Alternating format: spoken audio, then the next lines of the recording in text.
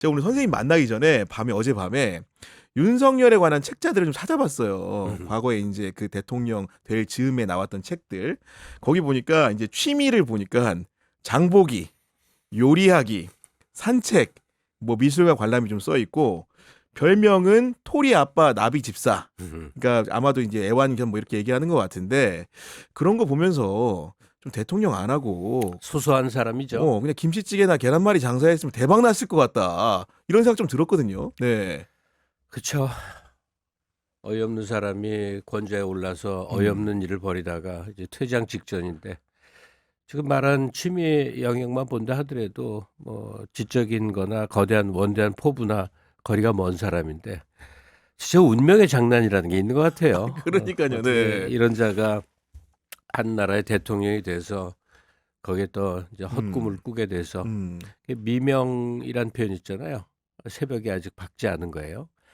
윤석열 체포해서 형을 매기고 그리고 대통령주의 박탈하고 하는 거가 이제 1차 완성일 텐데 내란 잔당들 정리하는 건 이제 이후의 그렇죠. 일이고 네.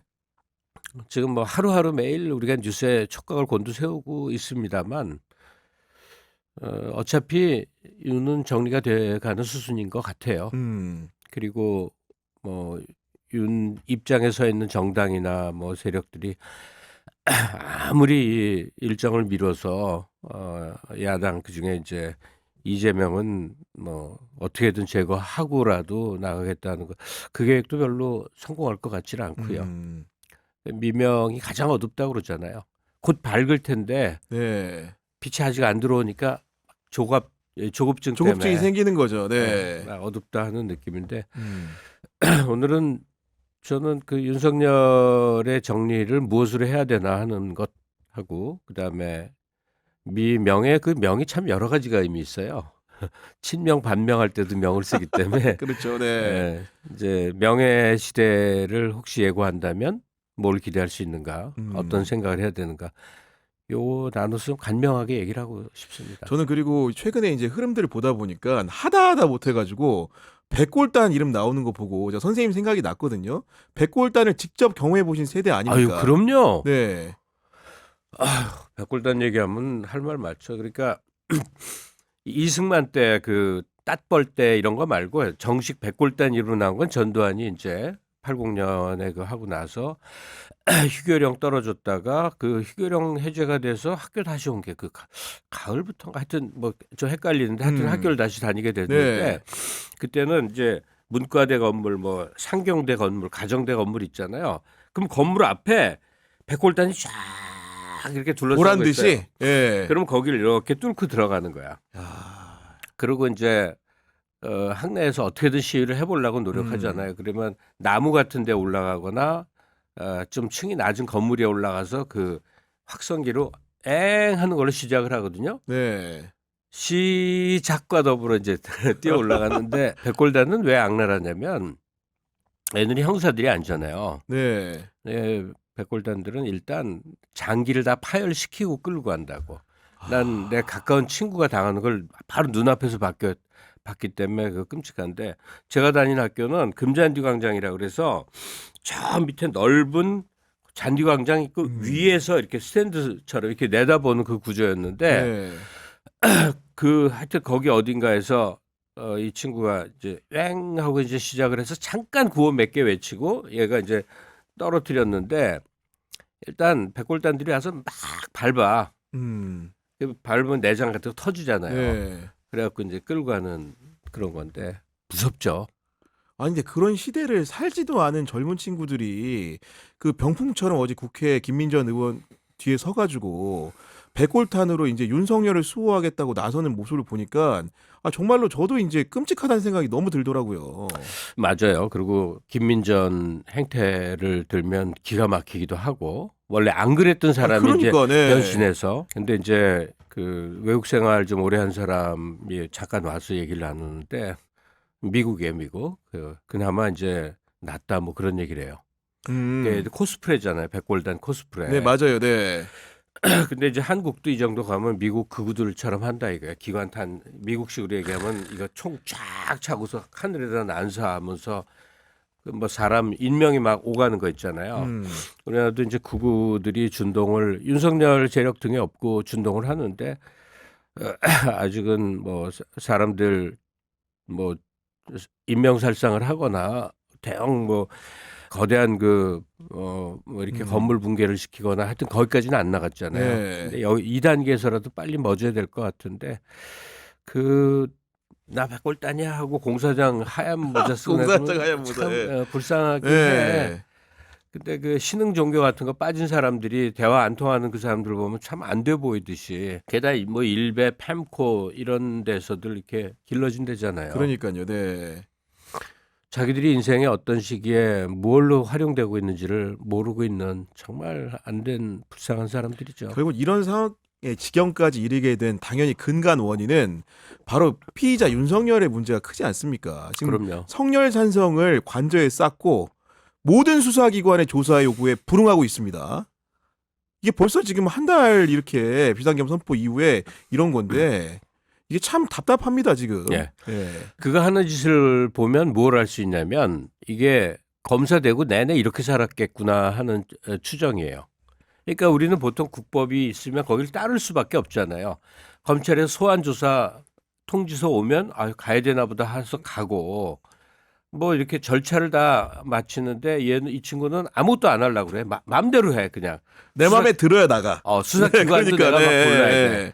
그다음에 법원 영장도 이거 불법이래. 멋대로잖아요. 멋대로 살아온 게 통했다는 얘기인데 이거에 대해서 이제 처절한 응징 뭐 사형을 집행을 하겠습니까만 사형원도 내려놓고 미집행 상태로 좀 장기간 갔으면 좋겠어요. 근데 저는 여러 차례 같은 얘기를 반복하지만 호응이 없어서 또 반복을 하는데 윤석열의 청산이 여러 각도로 있어야 되잖아요. 그렇죠. 네.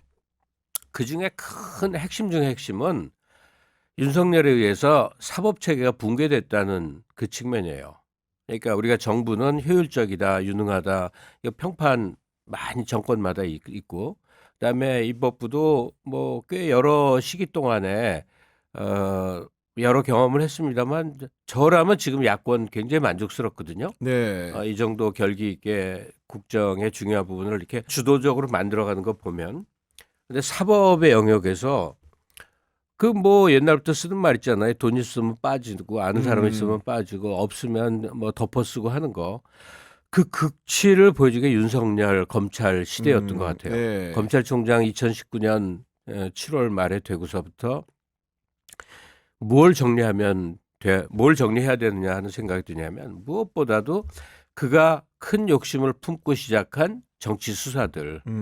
뭐 대표적으로 조국 부인 때려잡는 것부터 이제 시작이 되지 않습니까? 네. 그다음에 이재명은 원래부터 걸려 있는 것들도 있어 왔는데 그걸 확대 증폭 재생산해서 완전히 정치 기소, 그러니까 정치 수사, 정치 기소, 정치 재판으로 다 이어져 왔기 때문에 이게 사법에 대한 우리들의 그 승복하고자 하는 마음이 완전히 없어져 붕괴가 돼 버렸어요. 이번 송영길 재판에 대해서도 정말 유감이 많거든요.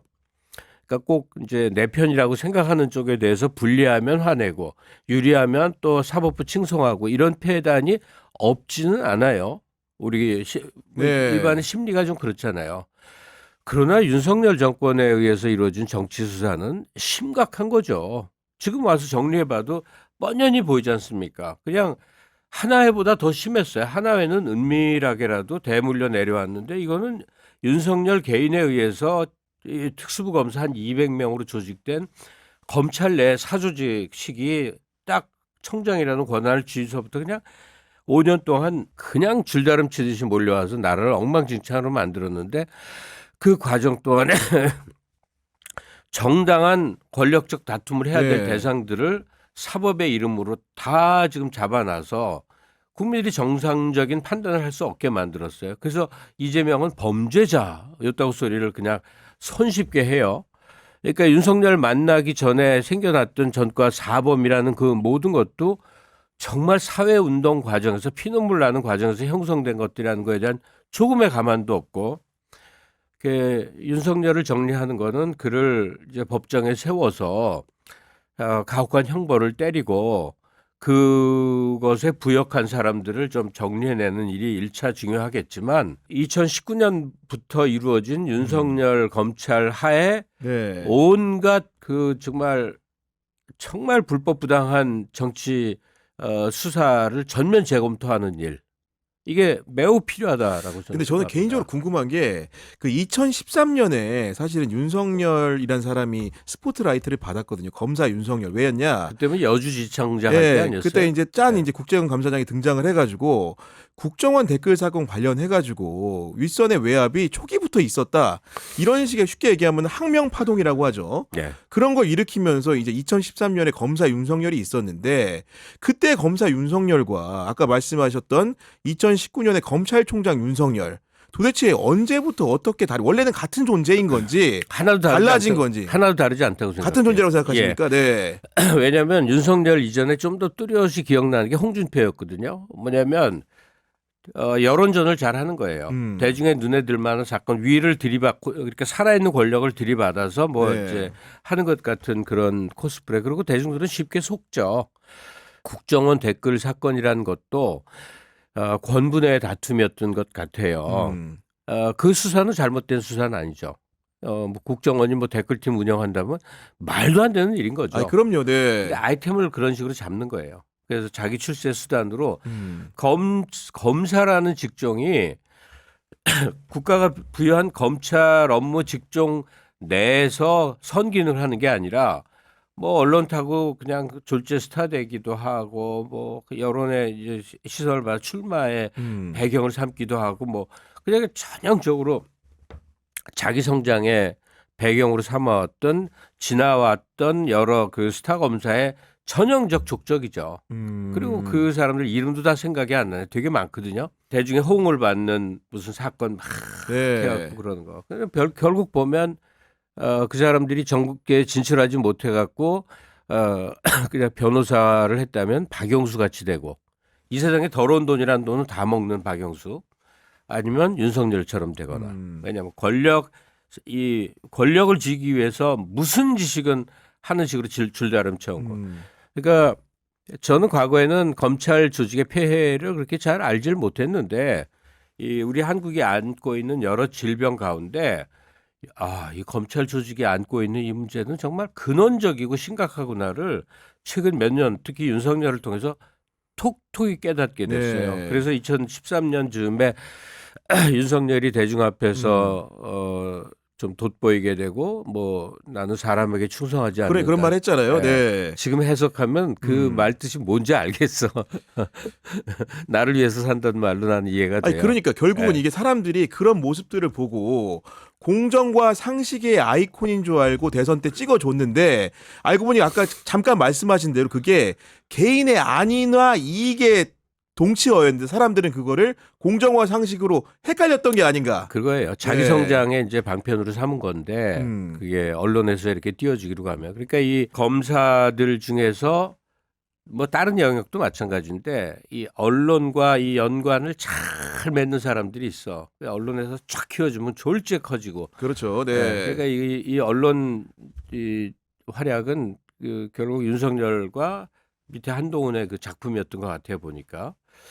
하여간 이 모든 거에 우리 대중이 깜빡 속은 것 같아요. 네. 그래서 이 국가적 불행을 막는 일까지 벌어지고요. 아니 문제는 뭐냐면은 지금 우리가 지금 윤석열 측의 여론전을 간과하는 측면도 있는 게 지금 야금야금 지금 뭔가 그 늘어지는 시간 속에서 태세를 계속 올리고 있거든요.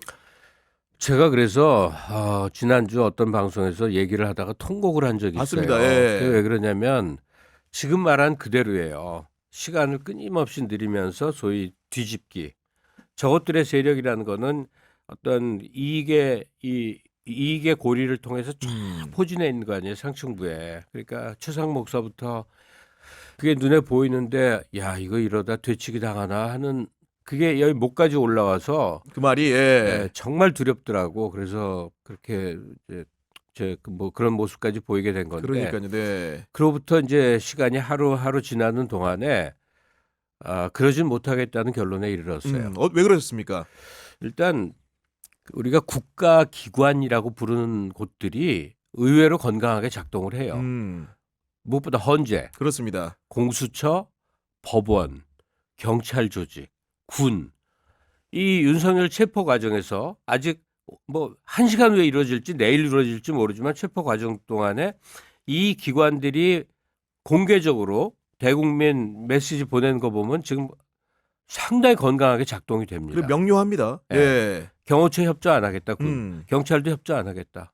그다음 공수처는 초기에 너무나 바보 같은 모습을 보여서 이렇게 우리를 참담하게 만들더니 지금은 공수처장 굉장히 단호해지지 않았습니까? 맞아요. 달라졌어요. 태도가 완벽히. 네. 그러니까 국가 권력기관이 굉장히 건강하게 작동하는데 그 반대쪽에는 내각을 쥐고 있는 최상목 씨는 뭐 별로 의심할 바가 없는 것 같아요.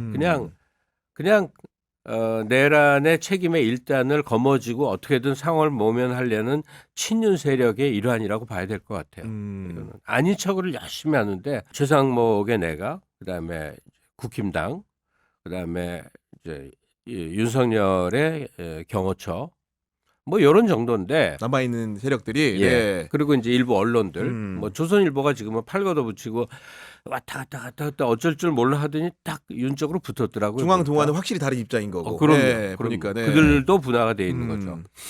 근데 전반적인 기류라는 게 있지 않습니까? 이제 윤으로 되물릴 수는 없는 것 같고 이건 누구나 똑같은 진단을 하고 저도 동의하는 게 저들도 윤이 복귀하리라고 믿는 건 아니고 어떻게든 시간을 끈 다음에 이재명만은 떨구겠다. 네. 이 목적 하나로 지금 움직이는 것 같다. 예. 그리고 저는 재밌는 점이 그 갤럽 여론조사가 이제 금요일 날 나왔는데 장내 지도자 선호도 같은 걸 조사를 하잖아요.